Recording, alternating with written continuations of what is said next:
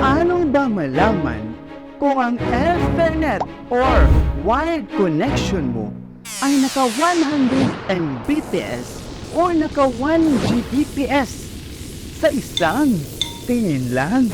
As in, parang na-love at first sight ka. Yung kapag pa lang ng dibdib mo, ay alam mo na siya na. Kaso may jowa na pala.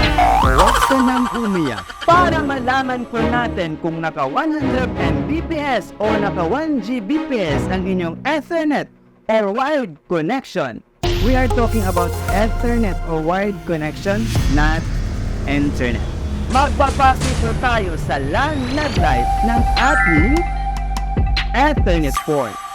Like this one mga ka-IT, team kulay green, 99.9%, that is 100 Mbps Ethernet connection. Kung kulay orange naman ito mga ka-IT or amber, ibig sabihin, that is 1 Gbps Ethernet connection. Bakit sabi mo kuya sa video na ito ay 2.5 Gbps ang Ethernet connection kung kulay green ang LAN light? Sa Pilipinas mga ka-IT, on average, ang mga home users po natin ay gumagamit lang po ng 100 to 1 Gbps Ethernet connection. Kaya masasabi ko na accurate pa din yung green-orange LAN light rule po natin. Pero kung isa ka sa ilan na gumagamit ng 2.5 gigabits network switch like this Sicel network switch, or di kaya Wi-Fi 6 na ang gamit mo. Wait lang.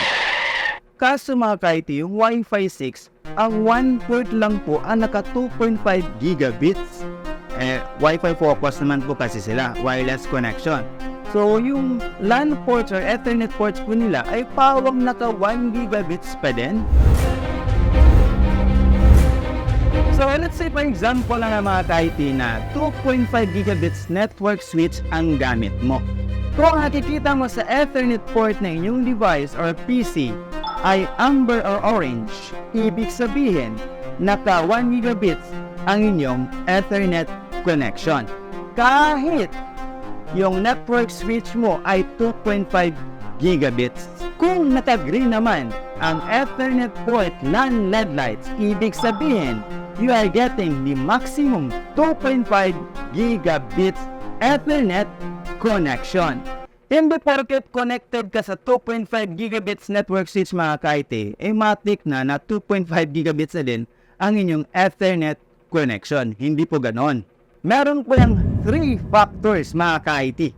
Number 1, dapat ang gamit mong network device or in this case, the network switch ay naka 2.5 gigabits. Number 2, dapat ang Ethernet cable na gamit mo ay dapat at least Cat5e. Pero sa mga magagaling yung dyan na nagsabi na yung Cat5e daw po ay hindi kaya ang 2.5 gigabits bandwidth, utang na loob naman po, mag-research naman ng konti, no? Huwag masyadong mag-rely sa Google at ChatGPT. Ayos? Ayos? Number 3, dapat ang NIC ng PC po ninyo or any device na ginagamit po ninyo, yung Ethernet port niya ay kayang mag-support ng 2.5 gigabits bandwidth. So, sa mga bagong motherboard ngayon, may 2.5 gigabits na, di ba? Pero sa akin, kasi luma yung board ko, 1 gigabits lang po yung kaya. Ang ginawa ko po mga ka-IT is bumili pa ako ng USB to Ethernet network adapter na 2.5 gigabits. Ngayon, paano natin ma-distinguish ang 100 Mbps at 2.5 Gbps? Pareho silang kulay green. In terms of LAN LED light mga ka-IT, we will see no difference. We will go down to mga ka-IT kung saan at kung anong device connected ang inyong PC.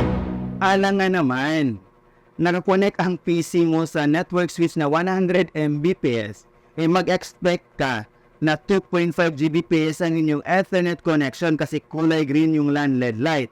It doesn't make sense mga ka-IT, di ba? So, common sense lang. Kung nagustuhan po niyo yung video natin mga ka-IT, bump nyo na ang like button. So, para ma-double check po natin mga ka-IT ang inyong Ethernet connection, you can navigate to network internet settings sa Ethernet. Change adapter options. Double-click the internet sa speed. Diyan mo makikita kung ano ang bandwidth ng inyong Ethernet or wired connections.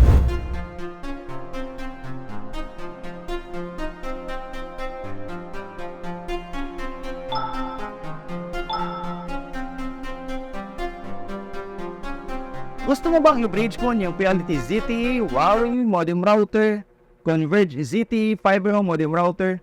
Meron po tayong tech coaching sa FB page po natin, Kuya IT Official.